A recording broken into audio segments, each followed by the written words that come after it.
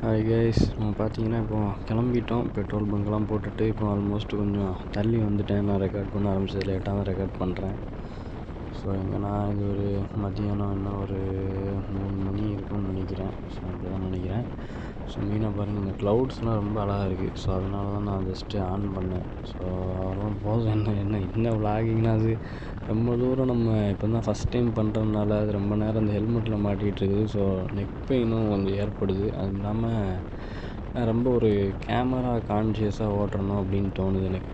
So நான் ஃப்ரீயாக ஓட்டும்போது நான் இது எப்படினாலும் நான் பிடிச்சி வாங்கி தோணுனா தான் அப்லோட் பண்ண போகிறேன். பட் இருந்தாலுமே நீங்கள் எல்லாருமே லைவாக நான் ஓட்டுறதை பார்த்துக்கிட்டு இருக்க மாதிரி எனக்கு ஒரு ஷைனஸ் ஏற்படுது. அதனால ஸோ மோஸ்ட்லி என்ன சொல்கிறது, நிறைய டிஸ்டன்ஸை பாதியில் கொஞ்சம் நான் கவர் பண்ண முடியலை. ஸோ சரி, அது இல்லாமல் இந்த பெயின் வேறு இருக்கனால ஸோ அதை அப்படி நான் இது பண்ணிட்டேன். இப்போ சரி கொஞ்சம் சீனிக்காக வருது. ஸோ இதை கொஞ்சம் கேப்சர் பண்ணி போடுவோம், மக்கள் எல்லாத்தையும் காட்டும் அப்படின்றனால தான் எடுத்துக்கிட்டு இருக்கேன். சரி, ஓகே, பை, பார்ப்போம். இங்கே பார்த்தீங்கன்னா இப்போ அதை விட பயங்கரமான சீனரி. இது ஈவினிங் இன்னும் கொஞ்சம் டைம் ஆகிட்டு. ஸோ சன்ஷைன்லாம் பயங்கரமாக இருக்குது. ஸோ அந்த மேகங்கள், இந்த வியூவுமே ரொம்ப நல்லா இருக்குது. ரோட்டில் பெருசு லெவலில் டிராஃபிக்கும் ஒன்றும் இல்லை. So you can just enjoy the clouds and the வியூன்னு நினைக்கிறேன். நான் கண்டிப்பாக என்ஜாய் பண்ணிட்டு தான் ஓட்டிக்கிட்டு இருக்கேன். ஸோ நீங்களும் என்ஜாய் பண்ணணும், இதை பார்க்கணும் அப்படின்றதுக்காக தான். என்னடா இது ஒத்த கையில் ஓட்டிகிட்ருக்கேன் அப்படிலாம் நினைக்க வேணாம். ஜஸ்ட்டு பொறுமையாக 70 தான் க்ரூஸ் பண்ணிகிட்ருக்கேன். ஸோ இட் டசன்ட் அஃபெக்ட் அப்படின்ற மாதிரி ஒன்றும் ஆயிட போகிறதில்ல. அண்ட் ரோடும் ஆல்மோஸ்ட் காலியாக தான் இருக்குது. ஓகே, பார்ப்போம். கைஸ், இப்போ பார்த்தீங்கன்னா ஆல்மோஸ்ட் ஈவினிங் ஒரு 5 மணி ஆகிட்டு. ஸோ இப்போ நான் அவ்வளோதான் ஆல்மோஸ்ட் இங்கே கயத்தாரா அதுக்கிட்ட நெருங்க போகிறேன். ஸோ அதுலேருந்து ஆல்மோஸ்ட் திருநெல்வேலி வந்து ஒரு பக்கத்தில் தான். ஸோ எல்லாட்டையும் சொல்ல மறந்துட்டேன், என்னடா திருநெல்வேலி அப்படின்னு சொல்லிகிட்டு இருக்கேன்னு பார்த்தீங்கன்னா, நான் ஃபஸ்ட்டு ஊருக்கு போகலாம் அப்படின்னு தூத்துக்குடி அந்த பைபாஸை பிடிக்கணும்னு தான் நினச்சேன்.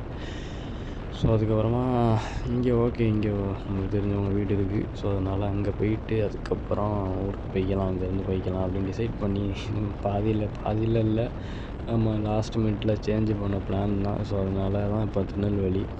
அண்ட் அதுவும் இல்லாமல் கம்பேரிட்டிவ் டு தூத்துக்குடி பைபாஸ், இந்த திருநெல்வேலி பைபாஸ் நம்ம கண்ணை மூடிட்டு போகலாம். ஸோ அங்கே ஆல்மோஸ்ட் லாரிலாம் ஃபுல்லாக ட்ராவல் பண்ணி ரோடே மோசமாகி கிடக்கும். ஸோ இங்கே அந்த பிரச்சனை இல்லை, ஸ்மூத்தாக ஓட்டிகிட்டு போயிடலாம்.